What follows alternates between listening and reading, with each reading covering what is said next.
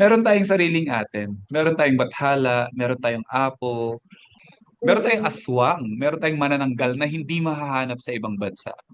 So ayun, it's the uniqueness, it's us being identified with this mythology. Wanted to ask po kasi this issue we've been seeing in our studies na parang mas familiar talaga ang mga tao ngayon or like yung Filipino Gen Zs, mas familiar sila with mythological beings, creatures, deities from foreign mythology. Like sabihin natin sa Greek, like sila Zeus, or from Japanese even.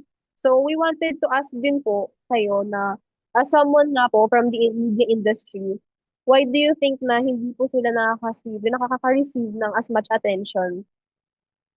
I think simply because there are more production studios na willing to invest in creating TV shows or movies that is dedicated to these Greek mythology characters like Zeus, Hades, Poseidon.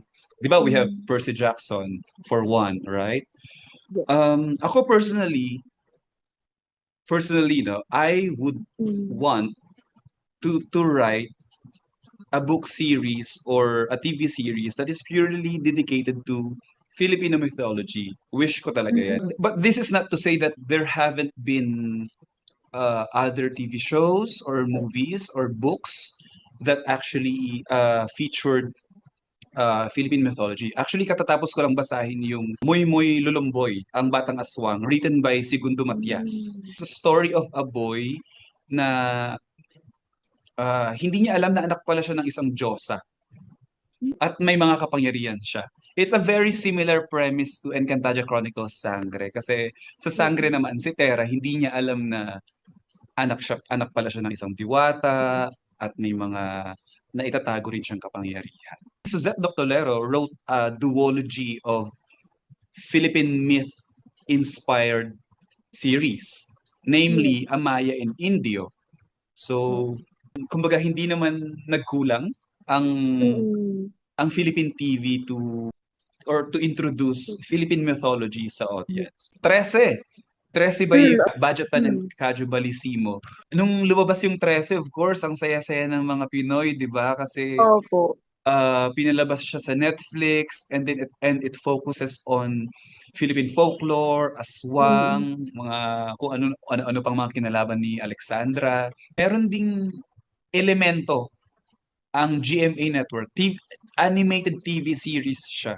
Even from our elementary days, alam natin na the Spaniards na nag-colonize sa ating bansa, no, introduced Mm. Christianity. Yes. That's why natabunan yung mga Folklore. kaalaman or Mm. ideas regarding Philippine mythology. Yung mga Mm. konting written Opo. texts about Philippine mythology or yung mga gods, goddesses, mga anito na sinasamba noon ng mga ninuno natin, nawala. I think, if I'm not Mm. mistaken, sinunog yung Opo. ibang mga written texts. Mostly, ang tradition ng early Filipinos, oral. Pinapasa Mm. siya from by means of uh, word of mouth. Mas naging konti rin yung pagkukunan ng inspiration ng current or modern storytellers. In comparison, I think napaka-expansive kasi ng Greek mythology. Kumpleto Yes. yan ng family tree. From from Zeus's Opo.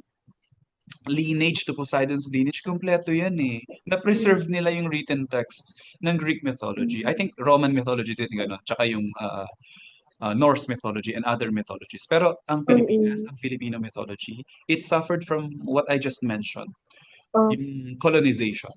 Napaka-creative at napakaganda ng Philippine mythology stories natin. Ako Mm. naniniwala ako. Like si Malakas at Maganda. I also get in awe with these stories, di ba? So, how did our ancestors come up with such story na ang pinagmulan natin ay hindi pala si Adan at si Eva, kundi si Malakas Mm. at Maganda na nagmula Mm. sa sa Bagyo. nabiyak na kawayan. So, Mm. well, it has been explained naman kasi ang myths natin ay related din sa kung saan tayo nakatira.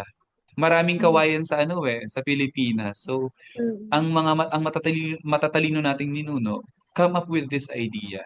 Yung pagiging unique at pagiging malikhain ng mga kwentong mito ng bansa natin or ng bayan natin, ito yung sana ma-impart sa bagong audience, bagong readers. Mm-mm. Kaya we would like to encourage more people na to get invested din sa Filipino mythology. Very important kasi it also defines our identity as a Mm-mm. nation, as Filipinos. Even if mas sikat si Zeus, si Poseidon, meron tayong sariling atin. Meron tayong Bathala, meron tayong Apo, meron tayong Mariang Sinukuan, Mariang Makiling, Maria Kakao. Meron tayong Mm-mm. aswang, meron tayong manananggal na hindi mahahanap sa ibang bansa. So ayun, it's the uniqueness, it's us being identified with this mythology. This is the reason why it is important Mm-mm. for us to look closely into our own culture and mythology. Po, we'd really like to thank you po, sir, for your time, for agreeing to do this interview with us. And super insightful po talaga ng questions yung naririnig ko pa lang doing this interview. I feel like we've been put in a direction na hopefully will really help us in doing this and help yung nga din po to not really just Philippine TV, we also like to help boost then yung Philippine mythology. Of course, I want to thank you kasi you chose this um, rare topic para maging sentro ng inyong research, no? So more people like you guys investing time to learn or research about mythology, I think the better. Yung Mhm. sinabi ko kanina na sana mas maraming ma-reach yung mythology, I think it's starting with this kind of with conversation. Maraming salamat, Avisala Eshma. Opo, Abisala siya. Yes, ma'am. Yes. Thank you very much Thank po. you It's an guys. honor. Thank you Thank po. you Thank you, po. thank Bye you. po.